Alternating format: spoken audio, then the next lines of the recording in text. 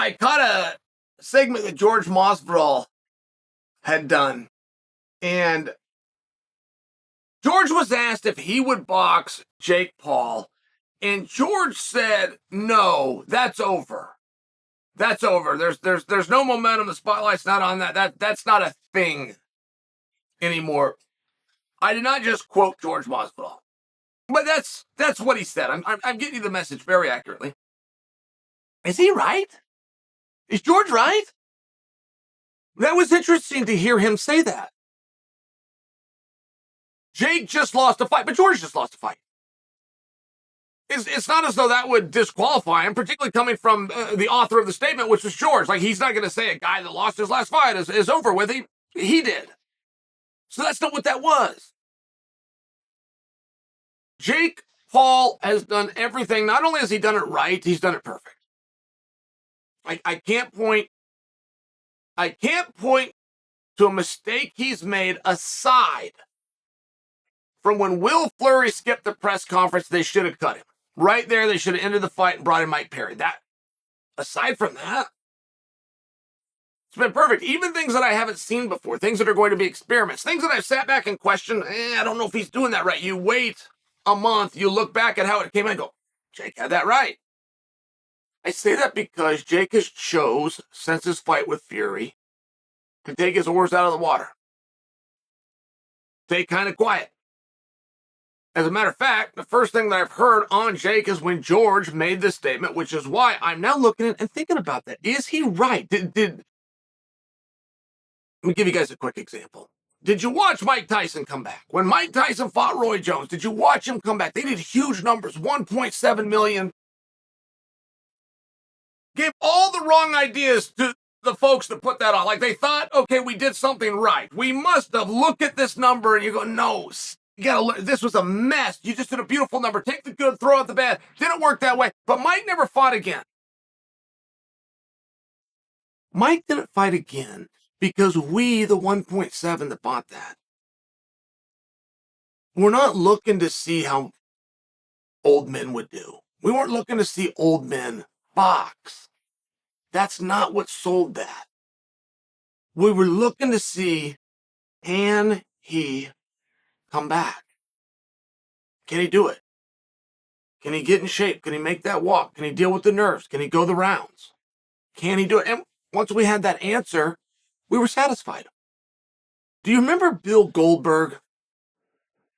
Bill Goldberg came through wrestling at a time when wrestling needed him. WCW, and he was undefeated. I can't remember what the streak was, but we're talking 60 and 0, but it was a really big deal, the O.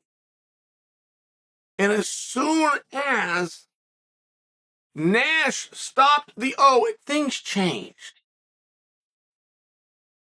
There was something about the undefeatedness, more than the spear, more than the performance, more than the walkout, more than the spit, but more than the water. I didn't know that at the time.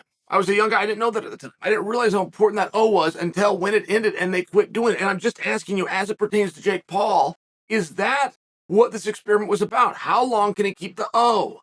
What level of competition can he move up through until the O is gone? I must tell you, I saw it different than George. I thought it was helpful. I thought it was a very helpful thing. I thought that Jake looked so good against Anderson Silva, who's a much bigger man, that it would actually damage perception for Jake versus Nate. And then when Paul went out and he lost and he showed that he was a human being and he showed that there's ways to beat him, he shows if you understand the game, all of a sudden I was very interested again. That was me. I'm now hearing from Jorge Masvidal, who's a fan just like me, who's had experiences just like me, that he came to a very different opinion. So I'm just asking you guys, is that what it was about? Is the reason we haven't heard from Jake because that experiment's over? And there's other options, right? Like Jake wasn't planning to stay in boxing. He's already made it very clear that he's going into MMA. Did the press release and the PFL and a pay-per-view. I mean, this whole thing, the Nate Diaz and the back and forth, and can we get something done? It's not as though Jake wasn't planning to move on. I'm asking you, is he being forced to? Did you lose interest And Jake competed in Jake boxing after the Fury match. I mean, it's one of those things you would generally parlay, you would generally move things for. Fury's done a grand total of nothing with it, right? I mean, Fury goes out there and gets a win. He's done nothing. He's done no interviews. He's called nobody out. Nobody's called him out. I mean, you got to do these things. You're dealing with children here. These fighters have the mindset of small children. You have to get the applesauce on the spoon and get it into their mouth, or they wouldn't know what to eat. So Fury's done nothing with it, but I do look at Jake, and he hasn't done a lot with it either. And maybe that's a strategy. Maybe it's another strategy. That's another thing that he's going to get right. But Masvidal suggests that it's not that he's waiting, it's not part of a strategy, that in fact that's over, that he's moving on, he's going to do something different. And sometimes the story isn't what you think. You may not have known that about yourself until I just said it, as it pertained to Mike Tyson. You did not need to see Mike Tyson, and you did not need to see old men. You did not need to see how far he could go. You needed to see his comeback. The same thing went with Goldberg. It wasn't about how many arenas can they fill and how long can they keep this gimmick going. It was about the streak and the zero, apparently. And Masvidal suggests, with just one loss, that the Jake Paul experiment is over.